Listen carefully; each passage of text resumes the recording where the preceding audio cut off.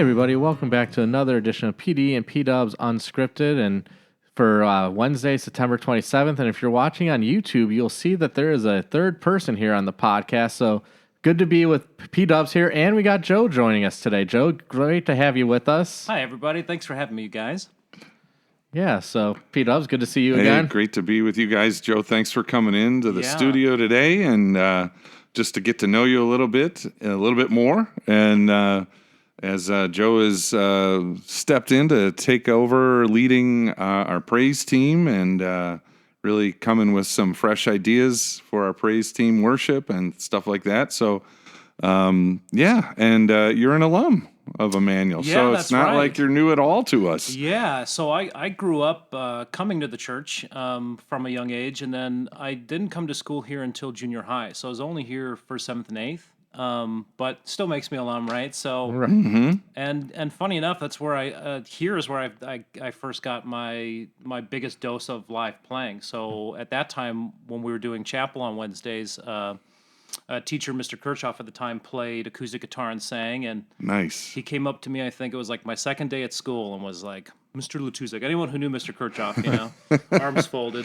Mr. Latuszek, so I hear that you play drums, and so that began my playing experience. I mean, I had played in bands and stuff, but it was really cool to have basically a full crowd every Wednesday. Yeah. And it was great musician training. It was a lot of, what we'd call, garage band endings, which is like, Mr. Kirchhoff kind of shooting me a look, like, we're ending now, So little did I know those were giving me a lot of tools and skills that I would be using today. So it's kind of a full circle thing to be. That's so cool. Be doing the worship leader position, and I'm so thankful that you guys consider me for it, and I'm happy to be helping. So. Yeah.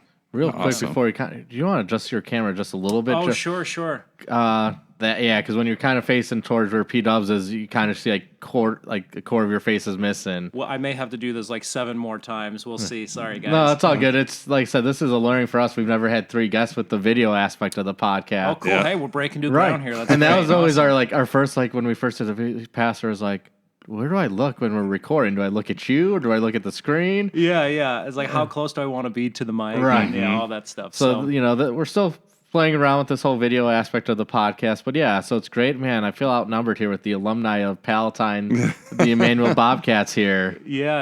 I mean, it's a great school and a great program. And so I'm so happy that my son is here now. And so that's kind of how I got back into the church here. So we lived up north for a little while. We were in Wonder Lake and then Island Lake. And so that kind of got us away from Immanuel for a bit.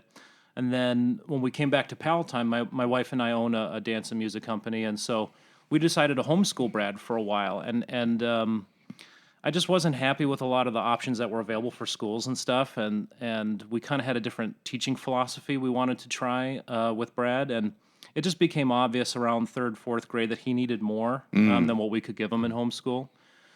So we had tried a couple of one kind of alternative school, and it just was not what we thought it would be. And so COVID happened, and things were getting crazy, and we were like, where do we want to send Brad? And I turned to my wife and I was like, I think we should really consider Immanuel. I went there for a couple of years, and it's been a while since we've been back in church, and so.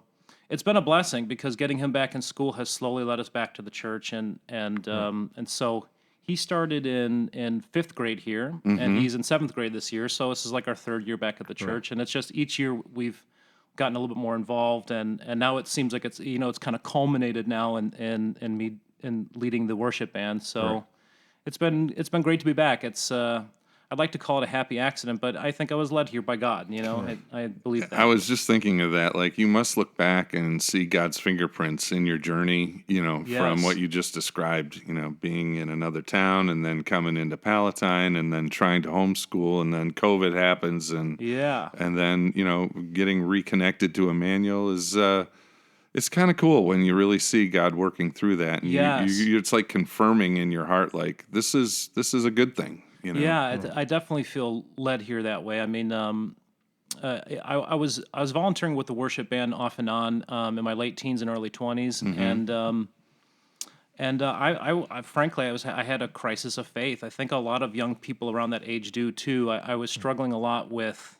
I had intellectual curiosities I was sort of almost demanding logical answers that I didn't have. I don't know if you remember, Pastor Warren. I came and visited you. I think I was 19 or 20. And I asked for your guidance in this, and I remember that. Throughout the course of our conversation, at some point you said, I may not be able to answer every one of your specific theological questions, but what I can point you to is to prayer and to turning within and to that element of the Holy Spirit within you that we connect to through prayer. And yeah, it was a long, most of my 20s I spent kind of wandering around. I read a lot of philosophy and was just searching for answers. And it's just interesting to see how far away from God and Christ I felt at that time in my life, and how much closer I feel now. I could have never predicted that 10, 15 years ago that I would be back in the church. And yeah, frankly, I feel much more centered in my faith today than I have in a long time. That's awesome. So it's been just a tremendous blessing to be back and be working with the team. And so yeah, I'm just happy to be here. Yeah, because when you're talking about coming back, I said, I was thinking like when I got to know you a little bit better is when you, your wife, your brother, and now sister-in-law chaperoned the confirmation retreat last year up at Lake Geneva. That was fun. That was a real blast. And, I come from a big family. I come from one of 6 kids. And so, I heard you guys needed some more chaperones. It started with me and Jamie, and then you need a couple more. So I asked my brother and my sister-in-law, and it was funny for my son Brad because he's like trying to get some independence away from mom and dad, and here he is with his bringing the whole and family uncle and mom and dad. Yeah. So we pulled back this year and let him have some space. We're like, we won't volunteer this year, buddy. I understand. Yeah. But that was a great weekend. Yeah. And it was so fun to spend time with you and get to know everyone more. And I always look forward to that week, as all the stress leading up to it of like, okay, is this taken care of? This taken care of? And then once you get there, it's like all that stuff, it all fell into place. Yeah, all those moving parts. I don't know about you, but a lot of times it feels like when there's so many moving parts, it's like at some point it's like, this isn't going to work. It just feels like there's no way this is going to work, And then when it does, it's like, great. That's a little bit how worship music feels too. It's like you're rehearsing all week. You start rehearsing and you go, this is not going to work. And it's no one person's thing. It's just the nature of the beast sort of thing. Right. And then there's always that sense of relief when it's like, okay, things are falling together. We've got these songs on lock, and so I bet there's a lot of work that goes into preparing for that weekend. Or even like a sermon or a message. Like there's times when you're like, I don't know, is this gonna all connect? I know. And then once you're up there, it's just like, okay, just going with the flow. Yep. It's just like you're begging to God, okay, order my thoughts, make it make sense sometimes, and he does his thing, and if we're willing and our hearts are open to be used by him, things come together.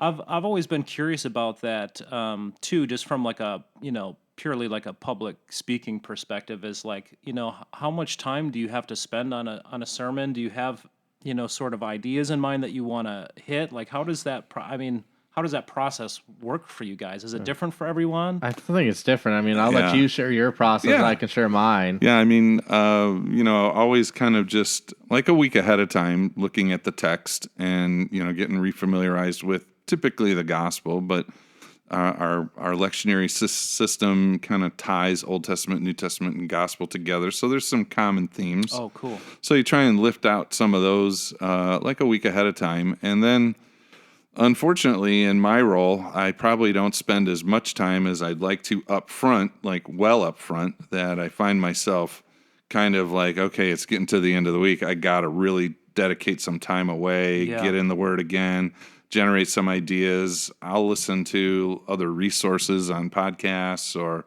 I'll look up various written commentaries on the matter. And but what I like to do is like through the week, I've learned how God shows you some like real-time things that are happening in real life that are relatable. So that could maybe be a part of the shaping of the message. Yeah. And, if appropriate, a good sermon illustration or something like that.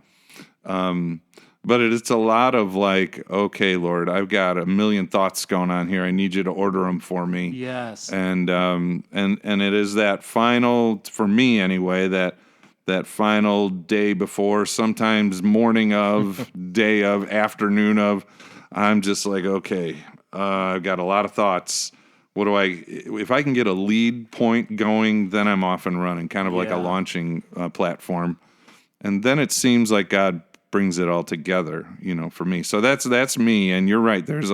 We're all made differently. Right. We all think differently. We all like come with ideas and thought pockets, differently, and order our thoughts differently. So that's kind of how I've come to do it. I'm more of a thought bubble thinker, and I'll pull some things down and pray that they kind of make sense and have an order. But we've been really trying to preach from the gospel more so, and like take people through God's word, and so that kind of helps order me, Right. Yeah, it gives you some kind of guideline of what you're aiming at and helps structure it. Right. And I think some of that is connected to with our last pastors conference we went to up at Lake Delavan. It was on preaching, and they kind of talked about that, like where, to kind of keep that consistency in people's minds, like reflect back or point back to like a previous message and say like, hey, we just read this, last week, and this is where it's following up kind of in the story.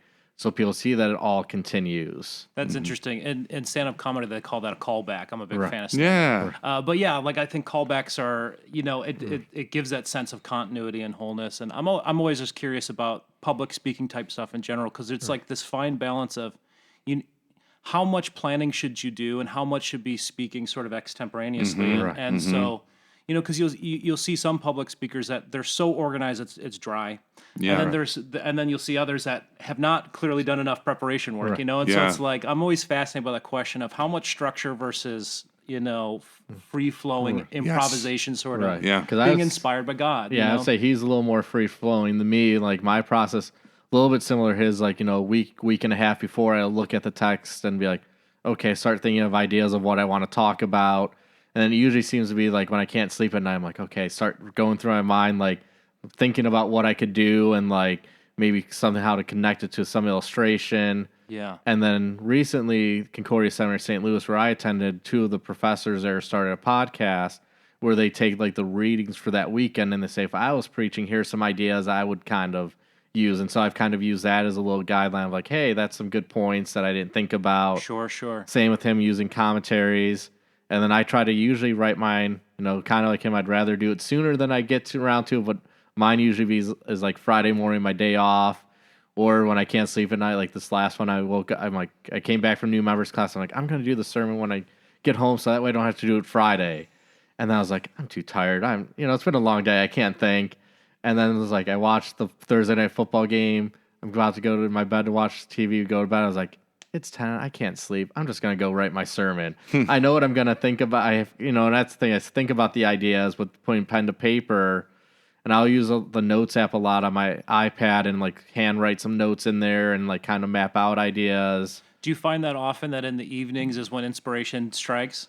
Depends. Like I think just when I can't sleep and I'm like, sometimes it helps me fall asleep because then I'm like thinking instead of like wandering 50 billion different topics, I'm just thinking about that one. Yes. And then it's like, okay, I hope I remember this in the morning when I wake up. Yeah. But that's usually my process. And even practicing, like I've changed how that, because I think I used to like say it more times practicing in advance. Sure. But then I think that got too robotic and letting that free flowing. Yeah, again, it's that fine line, right, between the mechanic and the free flowing kind of thing. And inspiration is a funny thing too, because as a musician, we deal with that kind of thing all the time, and I think a lot of creative types will sort of wait for inspiration to strike, and I think there's a time for that. But I think there's ways that you can invite inspiration, and it's interesting. The reason I asked the question about if it happens in the middle of the night for you a lot is I find that a lot of times when the mind is still and someone's really and it could just be having a moment out in nature, and I think we've all had that experience of a beautiful sunset or a tree or a breeze or just something sort of just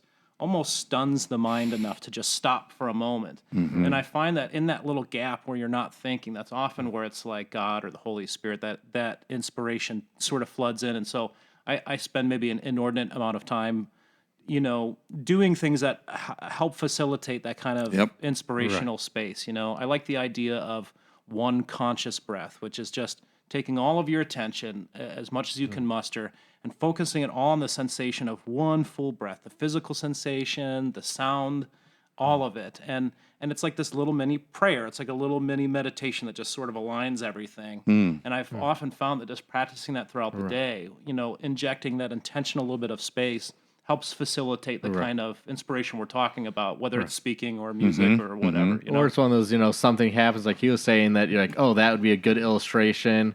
And I appreciate you talking about stand-up comedians, because I think I've heard a pastor talk about like watching stand-up comedians and just see how smoothly they transition from one Yes. topic to the next. Yes. Where it's like, how do they do that so perfectly?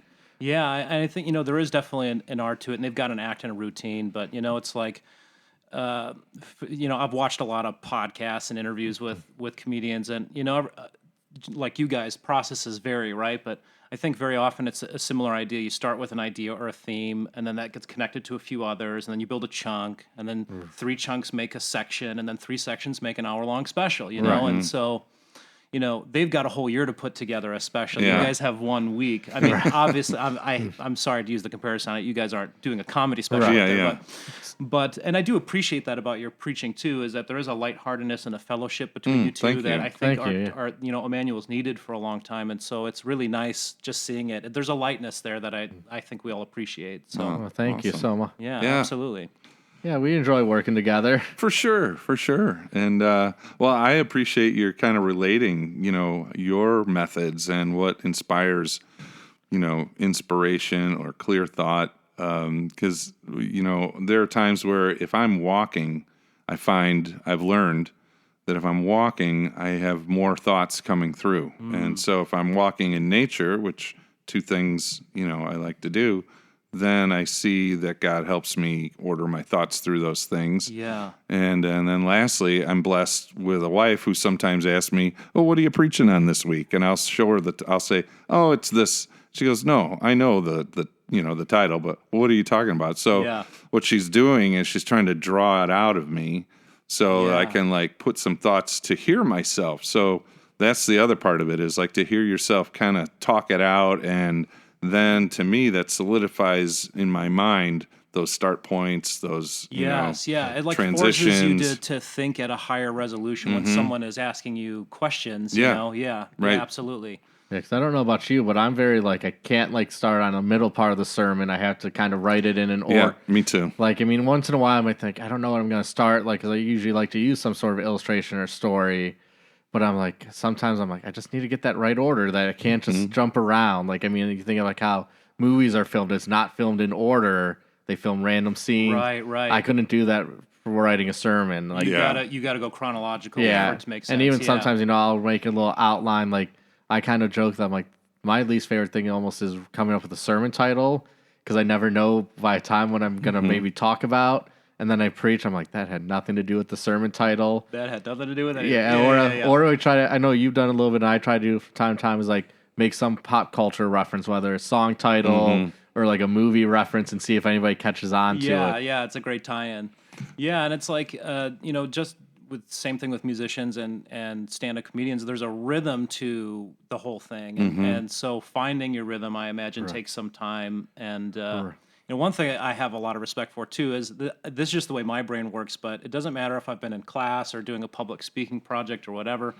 I'll use all of the tools they give me, like, make note cards, Joe, so you can remember your points. But I don't know about you. The second I switch my focus to reading something, it's Yes. like, it takes me out of it like that, So, I'm curious how, like, when you're talking about ordering your thoughts, like, how do you kind of hop from topic to topic? Is that something that you just kind of lay out and then reference in notes, or is that part of the preparatory work for sort of imagining the rhythm and how you want this story to unfold? Is it both? I would say it's more of the preparatory and a little bit of sometimes in the moment, because I think like if you were asked, Pastor, as well, and maybe our elders, they see us preach all 3 services. And I think you'll find some common theme from the first service to the last. But as it kind of like, I'll just say, evolves through the weekend, maybe there'll be an injection of something that, the Lord kind of prompted us on one service or another. Yeah. And so there's a little of that in there. And like, trying to, well, like, who's your audience? Yeah, sometimes one service over another might provide a different way to present in some ways. Yeah, So, sure. Yeah, yeah, No, it's that's just keeping cool. those things in mind. Right, and I think Yeah. for me, the personal stories might change a little bit. Like this past week, and talking about my time at Jewel, that was never exactly the same each time. The same kind of theme was there each time. Yeah. But the way I worded, because I know you were talking about it on Gathering Place last night when I said, oh, I was in my checking prime. Yeah. I think I only said that at one service. Yeah. And so it's that, and like I tend to have my full manuscript up there with me. But some of the things I do, so I'm not always relying on there. If there's something specifically I want to read, like a quote or something, I'll highlight that or put that in red font so I can quickly look down and know exactly where on the page that is and not have to be like, oh, where is it in that paragraph? And I think that's also why I resort more to having my Bible up there and reading from there instead of in my manuscript, the Bible quote. Yeah, sure. And I have those notes usually like highlighted or underlined so I can find it quickly on that page. Yeah, that's nice. I mean, I'm very fascinated by just sort of how the sausage is made, so to speak, Yeah. and sort of with everything. But it's different for us in music in that.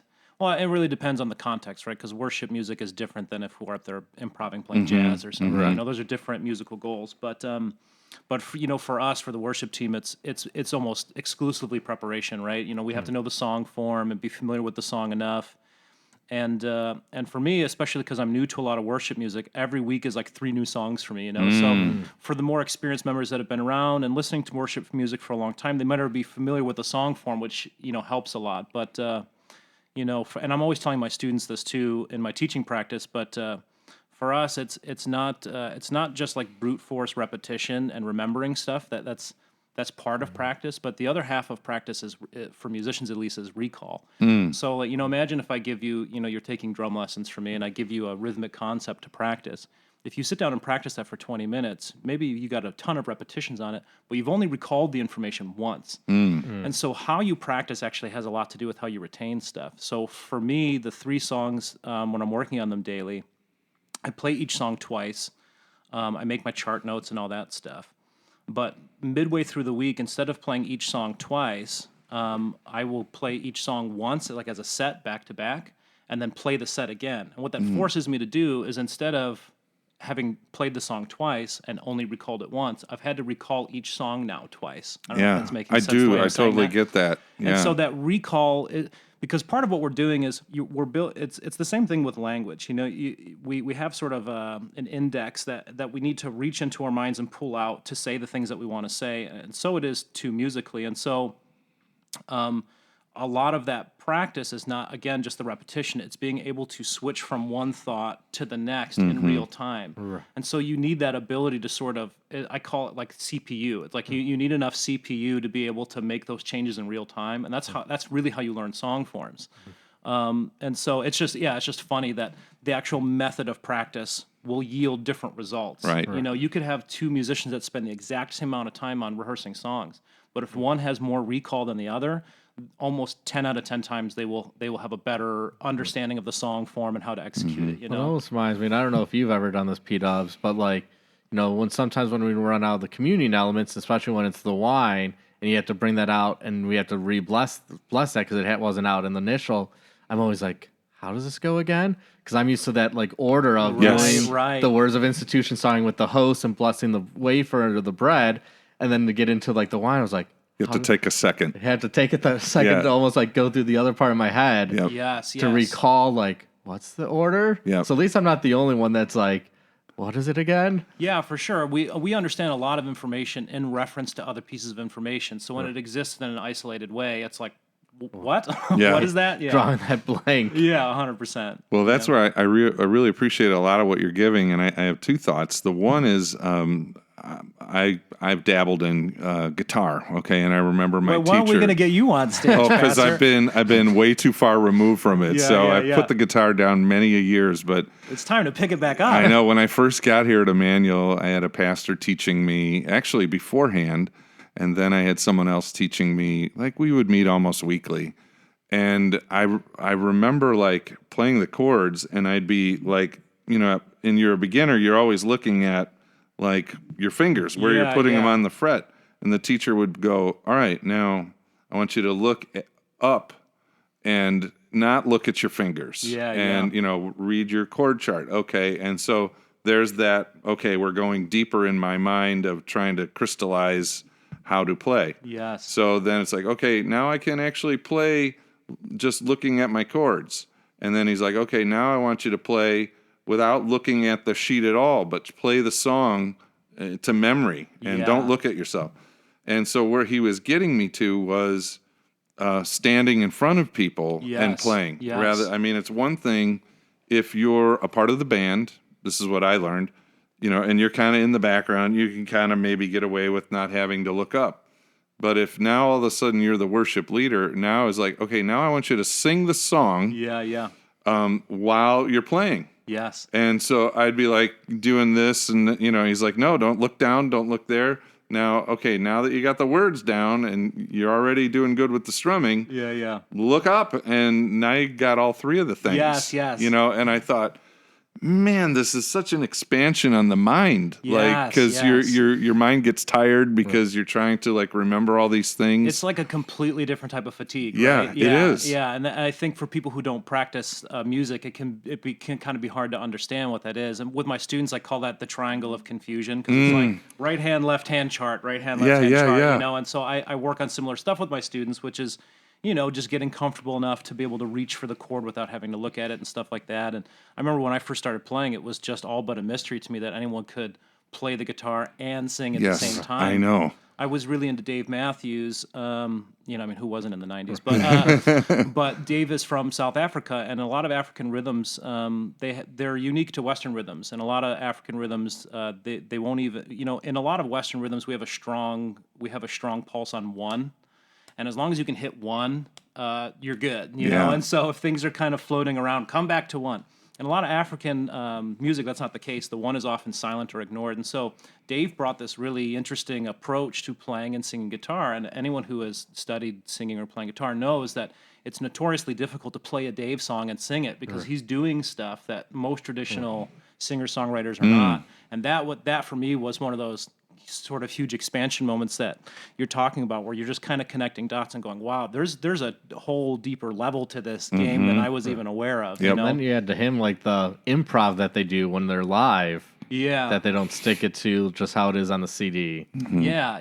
And improvisation, is an interesting topic in music in general, but it's sort of like, if either of you like cooking, it's a similar thing. It's like, okay, I made chicken for my family this last week. There's 100 different ways to prepare chicken. I understand enough about seasoning and cooking to give you something that's going to taste good. And my wife was like, how did you make this? And it's like, well, it's like, if you can broadly understand the principles of cooking, you can improvise a little bit. Right. And so it's the same thing. Like we've got a song form that we've got to stick to, and that's where I have a lot of freedom on the drums, and that's where I can be a little bit selfish, because I probably should play some more guitar and bass for the worship band, but I'm like, I want to play drums. Part of it though is I get more of that creative kind of freedom. I know the parts I got to hit and where they have to be hit, but within that, there's a lot of room to play around with where I'm placing the kick drum or the snare drum or what I'm doing with whatever beat, and so I like that. I like that ability to, here's the structure, but we can play within it. I like that, and that's what prompted my question about the speaking frequency, because I suspected it was something like that there's a structure, but we have to learn how to play within that structure, because if I have found that people are about as comfortable with you as you are with them, and so I've seen nervous speakers, and it makes you nervous, know, and so I'm just always curious how to feel comfortable in your position, where you have a fresh new message every week. It's not like you've had weeks and weeks and weeks to memorize everything, and to feel at ease communicating. And you've mentioned this phrase a few times, ordering your thoughts. I find that tremendously difficult. I will have a million thoughts, and then finding which ones to follow, and then which ones should follow within that whole, pool of possibilities is just, that's a whole... It's a whole nother world, Let me ask you this, because sometimes we get asked this, at least I think I do, I don't know about you, is have you ever played a song or performed in someone and you think, oh, that was rough. Whew. I didn't feel good going in. I didn't feel confident going in. Yeah. And so you're pressing through, and while you're going through, you're feeling a little, you're feeling kind of the emotion of oh, this is not good.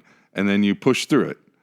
And then, you're thinking, well, I got through it, right? Yeah. And then somebody comes and says, That was awesome. Dude, that was the greatest message I've I heard know, this month. yeah. And you're like, huh? What? Yeah, see, I get What? it. Do you get that in music? Yes, Like, yes. And I tell my students too, it's like I call it hiding your crimes, you know? Yeah. It's like you miss a note, you flub a word Mm-hmm. or something, you know? And so in music, there's kind of, you know, as you get more advanced, there's kind of sophisticated ways you might hide your crimes, you know? But yeah, I have found that often where I will do like a drum take on something. So over COVID, when we were all sort of going, I know I was going crazy. I had committed to writing, filming, and making a new music video every day for 100 days. And so every day I wrote a guitar part, a bass part, a synth part, a drum part, and then I would have kind of like slides over it with some kind of like spiritual message. And so I drove myself nuts doing that for 100 days. But what I found is that very frequently that would be the case. I'd be on take 10 of something going like, man, I just cannot get this today. And then through sheer exhaustion, I kind of give up for a minute. And then you're going through your library of the things you've recorded and you go, well, heck, take one actually was the best. Was all right, And yeah. I thought take one was awful. Yeah. Yeah, that's a weird thing. Mm-hmm. Yeah, I'm not sure exactly what that is. I'm going to say it's like maybe divine guidance from God or Yeah. something. 'Cause I It's always like, Yeah, go feel ahead. like it's like sermons like, I don't know, is this a good one? And people will be like, oh, that was a great sermon. Yeah. And then times I'm like, oh, this one's going to be really speak to him. And then nobody says a It's word. crickets. Yeah. know, That like- was the other side I was going to Yeah. come at. And So I I'm also glad you think brought it that too, up. like, I remember saying this a lot in my vicarage, my internship down in Oklahoma. Like, I'd preach. We had a couple different services on Sunday. I'd preach. Okay, people laughed at the 8 o'clock service at what I said. Okay, I'm going to say the same thing at the next service. And nobody And laughed. nothing. And it's just Yeah, like, crickets. it's like, oh, I was anticipating a laugh there. That's or, rough. or a reaction. And then, or you had the reverse where nobody responded the first time. And then the second time, it's like, I just can't get it. Yeah. I mean, you know, being here now 7 years, going on 8, like I kind of know the personalities of the services and Yes. what to expect a little bit more. But every once in a while, they throw you off or change it up on you. and I'm curious too how much sometimes that's, you know, just a different audience, and how much sometimes that is just in the moment, sort of divine inspiration. The thing occurred to you, you said it, it got a laugh. Yeah. And then the mind goes, I'm going to remember that. I'm going to get a laugh Yeah, next time. right. And then when you say it, it doesn't have the same energy the second time because it wasn't inspired. Right. And maybe that has something to do with why people didn't respond to it with laughter. could You know, be. I'm curious where that sort of line is, you know? Right. But yeah, I'm, you know, when I go for a joke and it flubs, I just like the old, is this thing on? You know, you save yourself with that. Yeah, I remember growing up here at Immanuel, I played trombone, and you know it was always practice. You got to practice. You got to Yeah, practice, and you know, being a teacher, you've kind of talked about like different things, like you create time for creativity, but there is this discipline to Yes. playing an instrument, and Yes. it is a craft, but it's also a discipline, right? And Yes, yes. and that's how you kind of lift in your abilities. Right. And so I think there's this, you know, mistake of thinking that, you know, well, we're all born with gifts that God gives us. And so it's easy for someone to go like, you're so talented. And that's a sweet gesture, but you know, talent gets your foot in the door, you know, but at some point it is about disciplined action. You know, I mean, Right. you know, Michael Jordan may have had some physical talent that maybe some of his peers lacked, but he didn't get to be number one. I'm sorry, he's number one. I know the No young kids, arguments. it's LeBron, but No arguments here. No arguments here. but he didn't get to be number one by just hanging out on talent. You know, that was a disciplined regimen of balling every day, of practicing every possible type of shot and configuration. And so, you know, I tell my students this, but you don't have to practice a ton every day, but you should aim for everydayness because it does two things. You can't make an excuse if it's just something you do every day. You brush your teeth every day, you just do it every day. So if you can just get in that mindset of like, I practice my trombone every day. But, you know, also start small. You know, I tell my students, I like to ask my students, how do you eat a whale? And the answer is one bite at a One time. bite at a time, yeah. One bite at a time. And so, you know, and I think we were talking about this in our last meeting. There's no telling what the upper limit is of incremental progression across time. You know, 0.5%, 1% a day or weekly. The other thing is that compounds, you know, and so yeah, there's a discipline aspect. I study and play drums like 4 hours every day, and I've really only been able to do that since COVID. My wife going back to school, and our home positions have kind of changed, so I've had more time to do it, which has also made me available to help with this. But yeah, I mean, I study 4 hours a day, and students will ask like, how do you study, you know, drums every day for 10 years? And it's like, well, it's there's a parallel here with music and sort of and studying the Bible. I mean, you can study the Bible the rest of your life, and you will never run. You know, me and my son were talking at dinner last night. We were playing the game of like you're stranded on a desert island. You get one book, one TV show, one movie, what it is.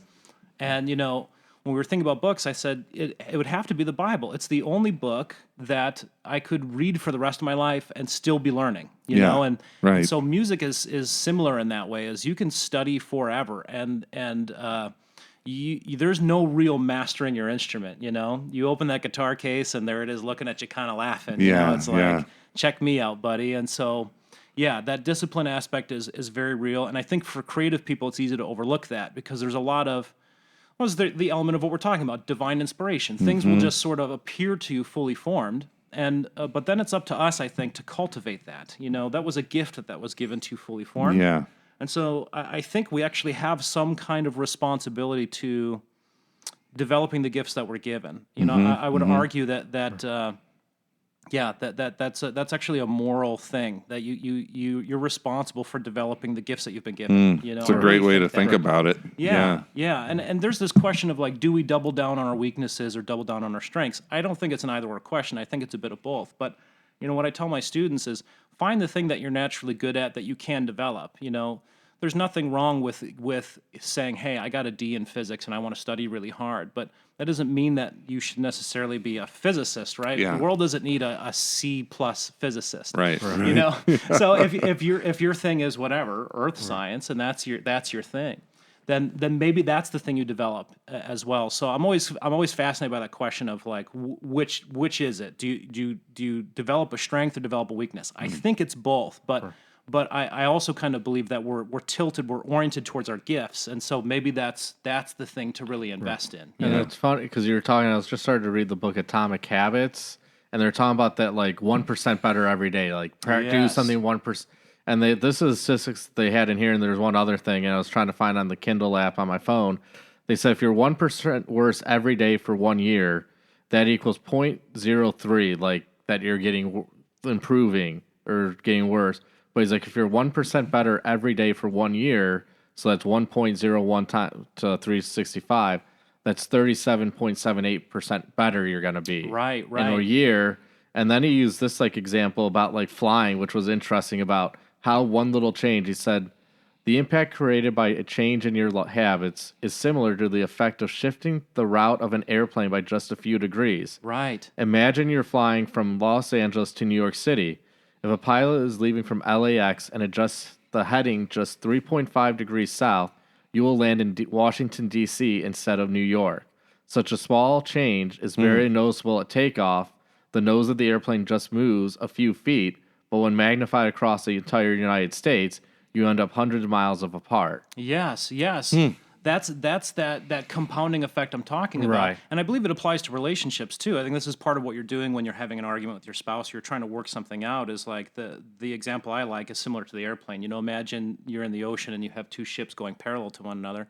It only takes a fraction of a degree. Right. And with a little bit of time, they're miles apart. Right. And if you let that happen in your relationships, that's where people get in trouble. That's where all of a sudden one day, oh man, I've got 20 years of resentment because I didn't address this thing I ought to have addressed, you know? Yeah, and they don't even realize how they've drifted apart because it was so unintentional. They were just kind of drifting. And so that's where intentionality in every aspect of our life, like you're bringing, you know, your whatever you're good at, your craft, your relationships, you know, it's very important. Yeah. Yeah, I believe in that disciplined attitude. I grew up, my father was a Vietnam vet and a very disciplined kind of dude, and he went into the Army, ironically, to escape gang violence in the 60s in Chicago. And so he told me, he's like, I went to the military because I understood that I didn't have discipline and that I needed it.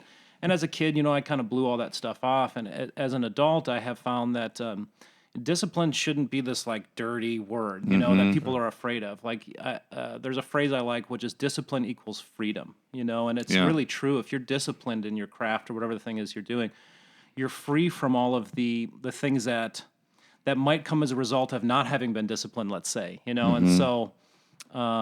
And so, yeah, I think that it's easy to perceive discipline as kind of like these shackles, you know? Yeah.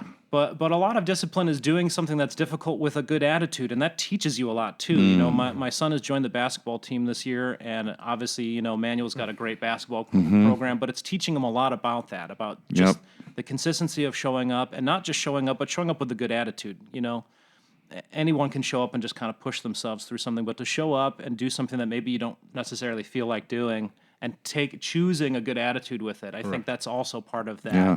That whole and thing. in that good attitude, you'll find your role. If you're working in a group, you know, whether it's your career or a child in a basketball or a group, it's like, well, not everybody can be the Michael Jordan or the point guard or the center. And we found this with our boys here at Immanuel. Is like, yeah, they had abilities, and you know, sometimes you know you think, well, they should be on the floor over another, whatever. But then it's like, well, what do you bring uniquely to this team? You know, and for my one son, it was just to kind of keep the team loose on the bench kind of thing. And like he'd have his minutes, you know, but which were important, but it was like the other stuff that, you know, wasn't really seen on the court that was helping contribute to keeping the team loose. And like, so, I mean, there were times he just wanted to quit because he's like, oh, I'm not getting the time. I'm like, well, what are you bringing to the team other than time on the floor? And then he discovered that, and he carried that into like high school sports too. That's wonderful, and I think learning to embrace your position as well, because it's easy to be displeased with wherever God has placed us and go, well, I think I deserve more, I should be doing more, whatever. But it's really having the humility to go, okay, this is my position, this is my role, and yeah, I was athletic. I was my father was insistent that we were involved in combat sports and stuff growing up, taekwondo, things like that. So I was athletic, but I didn't play a lot of traditional sports like my brothers did. And so when I was in high school, I went out for the lacrosse team and I got on it, but I was like third string, got like no minutes. But that was much my position on the team. I was sort of the morale guy. You know? I was like I was the loudest guy in the huddle and getting people pumped and hyped, and that's what I could do. And that's what I brought. And I found that I was more satisfied if I accepted that internally rather than struggled against it. You know, it's like that internal resistance to wherever God has placed you. It creates a lot of our misery, I think. And you can craft those skills. Like you were talking about Jordan earlier, I started thinking about The Last Dance, the documentary ESPN. It's a great documentary. But when they talked about Dennis Rodman, and Rodman's talking about, he's like, I just studied rebounds and how guys shot. And then there's the whole like meme they're making fun where he's moving his hands all around. He's like, I knew if Larry Bird shot, his ball was going to go over here because of the way he shot. When Jordan missed, it was going to go here. And talk about guy finding a place, and it made him a Hall of Fame basketball player because he was just a great rebounder, which is in a sense almost an underrated thing. But he was like, I knew when that person shot, this is where the ball is going to go. Yeah, he was the go to rebounds for sure. Right. I remember because my brother Jordan, he's like very athletically gifted, and my dad was a short, stocky kind of guy, and was just so. Not jealous of my brother's gifts, but really wanted him to use them for sports, and my brother just was not that interested. And so he played basketball, and my dad would always be on top of him. You need to be like Rodman going for those rebounds, And my brother would say, that's for the little guys, And my dad would say, well, Rodman's whatever, 6'6". What's your excuse, But those those shots, those full extension rebounds, and I mean, just gosh, I would love seeing him like, full out, extension. It's just amazing, horizontal to the floor, But it just shows that like he knew his role and he crafted that skill far better than anybody in the NBA's history, in my opinion. And I do believe that honing of something to an incredible fine point, I think that is a way of honoring God. I really do believe that, because that excellence, like you can feel that in the room, just us nostalgically sort of remembering what he did. It's like, and so that's part of my goal, to sort of tie it back to what we were talking about earlier. That's my goal with the worship team, is I just want to have a standard of excellence in that we're all working our best to be our best and bring these songs to life for the congregation. Because I think if that's the culture, it inspires people, and people just feel that they just know. Yes, it. Right. There's and that's another powerful thing about music, I think, is it can help attract some of the people that are really down and out. It's like, maybe someone who's really down and out shows up to church, and there's something they disagree with or don't understand in a sermon, or they might feel judged or something. But the music is one of those things where it's not you can intellectualize it, sure, but I mean, it was like this past weekend, the service was just like, I think we all felt elevated from that. There's something in music that it doesn't just appeal to the rational, logical mind, and it's not something you could intellectually argue with. If you were there, you felt it. Right. You know, and if you didn't, then maybe you were somewhere else in your mind. But to everyone in that room, they knew it. It's a different kind of truth. You know. Well, yeah, I think you see that in worship when like people like will raise their hands or do whatever motions to worship. It's not like we have signs up, you know, like you see at like TV shows where like applause now, or get louder at a sporting event. Please raise your hands. Right. Raise, you know, get the field goal kick or hands out like this. People just naturally gravitate to how the music is moving them in that moment. Yes, and so that's gradually, too, where I want to help sort of mentor and move the musicians to eventually is getting us in whatever practice routine we need to get to be familiar enough with the music that we can really feel like we're playing it and performing it rather than just reading from the chart, you know? Yeah. And listen, the chart's very helpful, but, you know, the more that I think we can feel the music up there, the more that also invites others to come join us in that, and that it's okay to move your body, and it's okay. Whatever you're feeling, you should feel empowered to act that out. Right.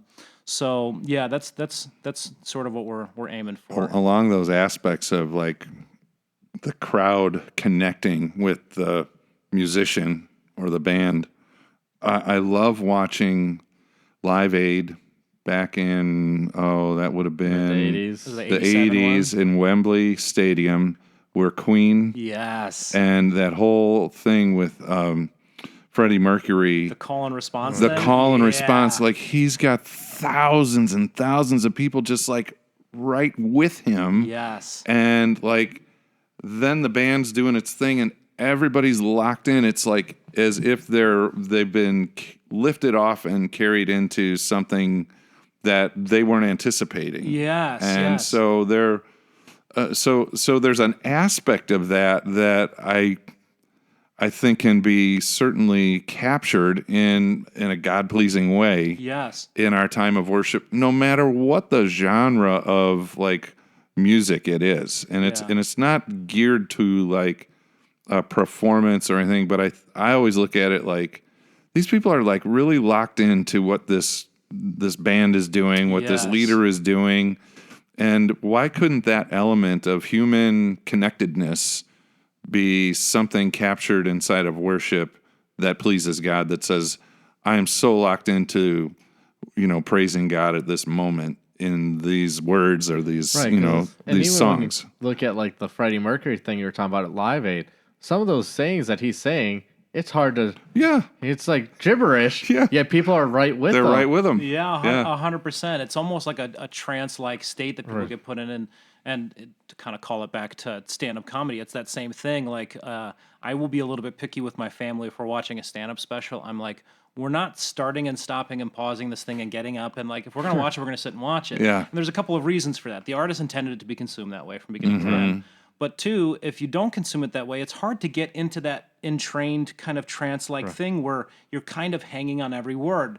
And you're surprised by that punchline because it's connected to everything that came before it. And so I'm not a fan of like, let's watch this for 10 minutes, pause, get up, go do something, come back. Like, no. That's not how we're going to watch stand-up in this house. That's where I put my foot down. Foot down, yes. And I think that ties to worship is that whole idea we're trying to create a flow in worship from that opening song to the closing song with the message, the readings, that just draws everybody in and it just takes them along on that ride. And it's been wonderful working with you guys so far with that, and I'm excited to keep developing that because I think there's just nothing but good stuff in store for us with that. And it's all good stuff. So I mean, it's been a great time. But it has. We're approaching almost 50 minutes here. I know. Are we really? Yeah. Oh my goodness! How long do you guys usually go? I don't know, 30 to 40. Oh, we're breaking the record today. Yeah, so we're just, so I hate to end this conversation. Maybe we could get you back again. Oh, sure, anytime. This has Thanks been for a lot inviting me. It's been lovely. So it's been a lot of fun and enjoyed the conversation. So thank you everybody for listening and God's blessings. Thank you.